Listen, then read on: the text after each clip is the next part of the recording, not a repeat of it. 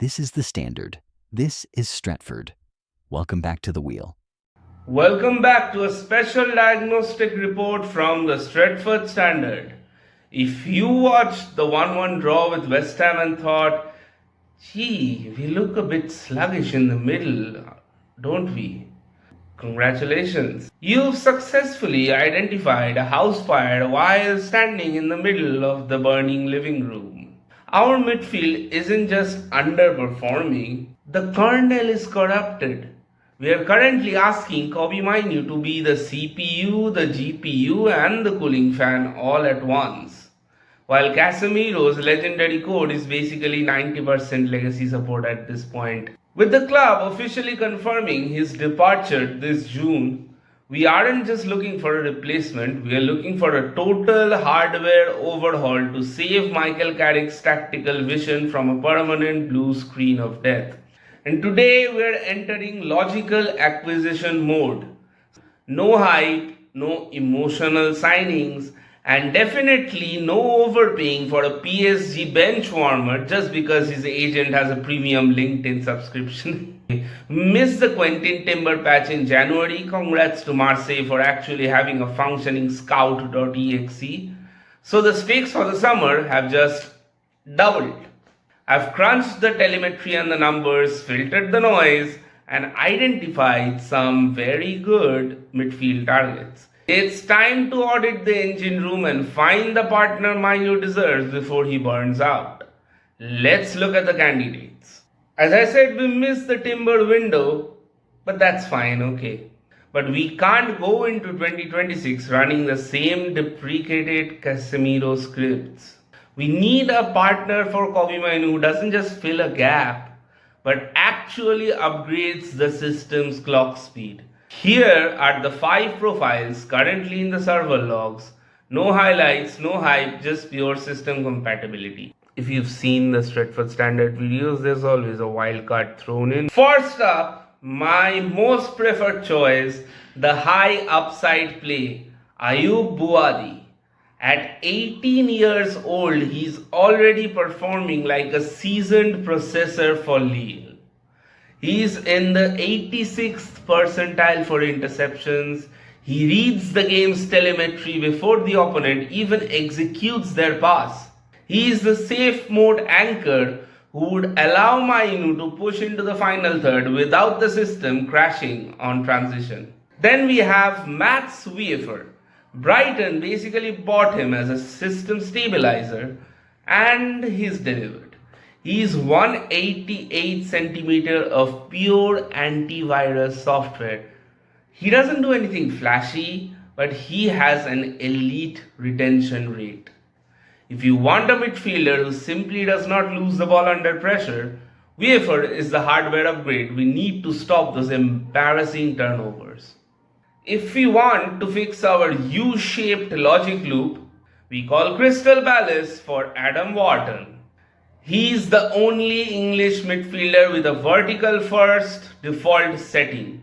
While others are recycling possession, Wharton is looking for the killer subroutine. He is the Michael Carrick 2.0 we've been waiting for. And if the problem is physicality, the solution is Youssouf Fofana. He's currently running the engine room at AC Milan. He's a power supply midfielder. He wins the duel, shrugs off the press, and carries the ball 30 yards. He is what we thought we were getting with the 2024 version of Casemiro, but with a significantly higher processing speed. And finally, the enforcer build. Wow, Gomez. Let's be real, he's being wasted at Wolves. Just look at his defensive metrics of Wolves. It's absurd, bro. Nearly 300 ball regains this season. He's not a playmaker, he's a firewall. You put him next to Mainu and you essentially tell the opposition, access denied. He does the dirty work so the creative players can actually stay online, you know. And finally, let's look at the wild card. And that's Carlos Baleba. If you want a midfielder who breaks every convention of tactical positioning, this is your guy. He's high variance, but his ceiling is higher than any other name on this list. He can eliminate an entire pressing unit with a single dribble. It's risky, it's chaotic, but sometimes you need a glitch in the code to win a game. So these aren't just names I've picked out of a random hat, nope. They are specific fixes for a broken engine that's been plaguing us for quite a long time. We don't need a superstar, we need the right component. If the board misses another Timber level opportunity, we aren't just failing to progress, we are inviting a total system failure, and we cannot afford that.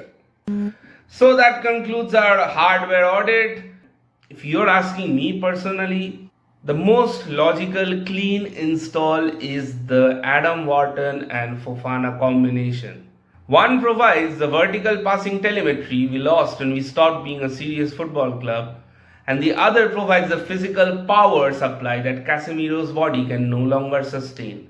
We can't afford to treat the summer like a frantic shopping spree at an airport tech store. We need specific components for a specific tactical engine. Carrick has shown that he can stabilize the system, but he needs the right processors to actually compete with the elite tier OS of City or Arsenal. But let's be real, the summer window is still a few months of system pending status.